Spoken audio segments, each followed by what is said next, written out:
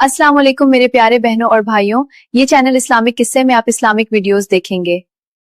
ये किस्से कोई कहावत या कहानी नहीं है बल्कि सच्चा वाकया है जो हमसे पहले के लोगों और अंबिया पर गुजरा है। तो आइए आज हम हजरत आदम अलैहिस्सलाम का वाकया शुरू करते हैं। हजरत आदम अलैहिस्सलाम इंसान अव्वल थे और अल्लाह के पैगंबर और नबी थे। तख्लीक आदम अलैहिस्सलाम, अल्लाह ने आदम को मिट्टी से पैदा किया। इनका खमीर तैयार होने से पहले ही अल्लाह ने फरिश्तों को इत्तला दी कि वो मिट्टी से एक मखलूक पैदा करने वाले हैं जो बशर कहलाएगा और जमीन में हमारी खिलाफत का शर्फ हासिल करेगा। और जब वो मिट्टी पुख्ता हुई तो अल्लाह ने इसमें रूह फूंकी। उसके बाद वो एक गोश्त, हड्डी, पथे का जिंदा इंसान बन गया और जज्बात, एहसास, अकल का हामिल नजर आने लगा। तब अल्लाह ने फरिश्तों को हुक्म दिया, तुम इसके सामने सरबसुजूद हो जाओ। फौरन तमाम फरिश्तों ने तामील की, मगर इब्लीस ने गुरूर के साथ साफ इनकार कर दिया। कुरान में वाक़या के इसी हिस्से को बयान किया गया है। कुरान शरीफ में अल्लाह फरमाते हैं, और फिर हमने फरिश्तों को हुक्म दिया कि आदम के आगे सरबसुजूद हो जाओ।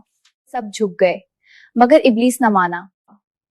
सजदे से इनकार करने पर इब्लीस का मुनाजरा। अल्लाह ताला आलिमुल गैब है। अल्लाह ने इब्लीस से सवाल किया, किस बात ने तुझे रोका है जबकि मैंने हुक्म दिया था? इब्लीस ने जवाब दिया, इस बात ने कि मैं आदम से बेहतर हूँ। तूने मुझे आग से पैदा किया है और आदम को खाक से, भला खाक को आग से क्या निस्बत?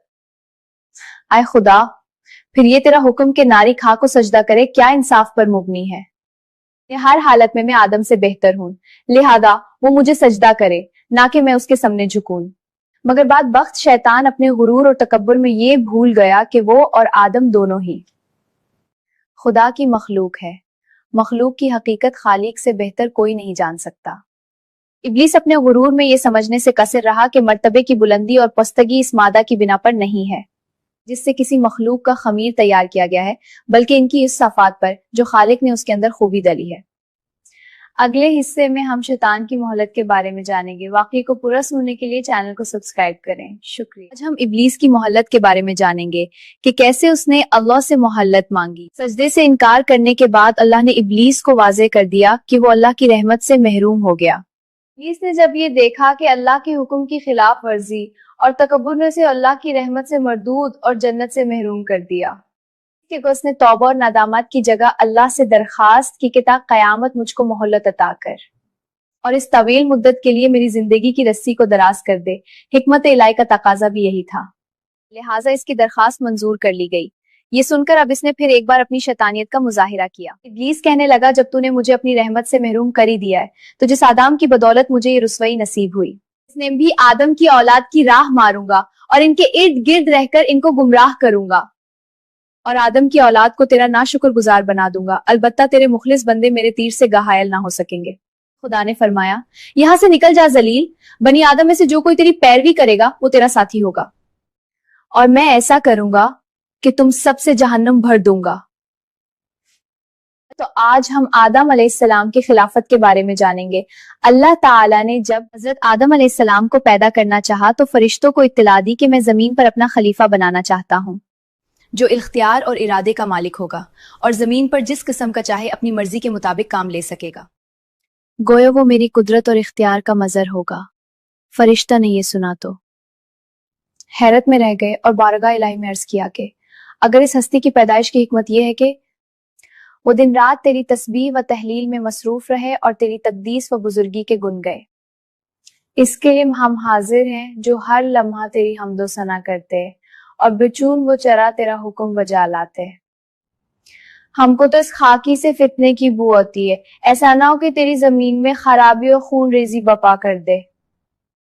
या खुदा, आखिर ये तेरा फैसला किस हिकमत पर मुबनी है? बरगाह इलाही से अव्वल उनको ये अदाब सिखाया गया कि मखलूक को खालिक के मामलात में जल्दबाजी से काम नहीं लेना चाहिए और इसकी जानिब से हकीकत हाल के इजहार से कबल ही शक और शुबा को सामने नहीं लाना चाहिए, और वो भी इस तरह कि इसमें अपनी बड़तारी और बदाई का पहलू निकलता हो। खालिक के कायनात अन हकाइक को जानता है जिससे तुम ला इल्म हो और उसके इल्म में वो सब कुछ है जो तुम नहीं जानते। अल्लाह ने कहा, मेरी नजर जिस हकीकत पर है तुम्हें इसकी खबर नहीं। आज हम तालीम आदम अलैहिस्सलाम और फरिश्तों का इकरार के बारे में जानेंगे। हमने पिछले हिस्से में सुना था कि फरिश्तों ने आदम अलैहिस्सलाम से मुतल्लिक सवाल किया था, یہ سمجھنا سخت غلطی ہے کہ اس مقام پر فرشتوں کا سوال اس لیے تھا کہ وہ اللہ تعالیٰ کے فیصلے کے متعلق موشگافی کرے، بلکہ وہ آدم کی تخلیق کا سبب جاننا چاہتے تھے، اور یہ کہ اس کے خلیفہ بنان میں کیا حکمت ہے۔ فرشتوں کی خواہش تھی کہ اس حکمت کا راز ان پر کھل جائے، اس لیے میرے ایک سوال پر توجہ کے بعد اللہ نے یہ پسند فرمایا کہ ان کے سوال کا جواب اس طرح دیا جائے کہ ان کو خود بخود سمجھ آ جائے کہ آدم علیہ السلام کی حکمت الہی اور بلندی کا نہ صرف اعتراف کرے بلکہ اپنے طور پر مشاہدہ ہو جائے۔ لہٰذا اللہ تعالیٰ نے حضرت آدم علیہ السلام کو اپنی سب سے عظیم المرتبت صفت علم سے نوازا اور ان کو علم اشیاء عطا فرمایا، اور پھر فرشتوں کے سامنے پیش کر کے ارشاد فرمایا کہ تم ان اشیاء کے متعلق کیا علم رکھتے ہو؟ وہ لا علم تھے کہ جواب دیتے، لیکن وہ سمجھ گئے کہ ہمارا امتحان مقصود نہیں ہے، کیونکہ اس سے قبل ہم کو اس کا علم ہی کب دیا گیا تھا۔ وہ سمجھ گئے کہ اللہ تعالیٰ نے اپنی صفت و علم کا مظہر آدم کو بنایا ہے۔ آدم علیہ السلام نے سارے چیزوں کے نام معلوم کر لیے۔ اللہ نے فرمایا تو بتاؤ ان کے نام کیا ہیں؟ فرشتوں نے کہا اے خدا، ساری پاکیاں اور بڑائیاں تیرے ہی لیے، ہم تو اتنا ہی جانتے جتنا تو نے ہمیں سکھایا۔ فرشتوں نے جب اعتراف کر لیے تو اللہ کا حکم ہوا ہے آدم تم فرشتوں کو ان کے نام بتلا دو۔ جب آدم نے نام بتلا دیے، اللہ نے فرمایا کیا میں نے تم سے نہیں کہا تھا کہ آسمان و زمین کے تمام غیب مجھ پر روشن ہیں؟ اور اللہ نے فرمایا مجھے علم ہے جو کچھ تم ظاہر کرتے ہو اس کا بھی، اور جو تم چھپاتے ہو اس کا بھی۔ آج ہم حضرت آدم علیہ السلام کے قیان جنت اور حوا رضی اللہ عنہا کے بارے میں جانیں گے۔ حضرت آدم علیہ السلام ایک عرصے تک تنہا زندگی بسر کرتے رہے، مگر اپنی زندگی اور راحت اور سکون میں ایک قسم کی خلا محسوس کرتے تھے۔ اس لیے اللہ تعالیٰ نے حضرت حوا رضی اللہ عنہا کو پیدا کیا، اور حضرت آدم نے اپنا ہمدم پا کر اطمینان قلب محسوس کیا۔ حضرت آدم اور حوا کو اجازت تھی کہ وہ جنت میں رہے اور اس کی ہر چیز سے فائدہ اٹھائے، مگر ایک درخت کو معین کر کے بتایا گیا کہ اس کو نہ کھائیں بلکہ اس کے پاس تک نہ جائیں۔ آدم علیہ السلام کا خلد سے نکلنا۔ اب ابلیس کو ایک موقع ہاتھ آیا اور اس نے حضرت آدم اور حوا کے دل میں بھی یہ وسوسہ ڈالا کہ یہ درخت شاجر خلد ہے، اس کا پھل کھانا جنت میں آرام و سکونت اور قرب الہی کا ضامن ہے، اور قسمیں کھا کر ان کو یقین دلایا کہ میں تمہارا خیر خواہ ہوں، دشمن نہیں۔ یہ سن کر حضرت آدم علیہ السلام بھول کر بیٹھے اور اس درخت کا پھل کھا بیٹھے۔ کھاتے ہی دیکھا کہ وہ لوگ لباس سے محروم ہو گئے۔ جلدی جلدی آدم اور حوا دونوں نے پتوں سے اپنا سطر ڈھانکنے لگے۔ پھر خدا کا حکم ہوا یہاں سے نکل جاؤ، اب تمہیں جنت کی جگہ زمین پر رہنا ہے۔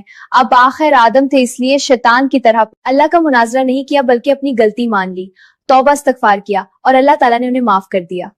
مگر وقت آ گیا تھا کہ حضرت آدم علیہ السلام خدا کی زمین پر حق خلافت ادا کریں۔ یہ فیصلہ سنایا گیا کہ تم اور تمہارے اولاد کو ایک معین وقت تک کے لیے زمین پر قیام کرنا ہوگا، اور تمہارا دشمن ابلیس بھی ہوگا جو تمہیں راہ سے بھٹکائے گا۔ اس کے باوجود اگر تم اور تمہاری اولاد مخلص بندے اور سچے نائب ثابت ہوئے تو تمہارا اصلی وطن جنت ہمیشہ کے لیے تمہاری ملکیت میں دے دیا جائے گا، لہٰذا تم اور حوا میری زمین پر جا بسو۔ اس طرح خلیفہ آدم نے زمین پر اپنا قدم رکھا۔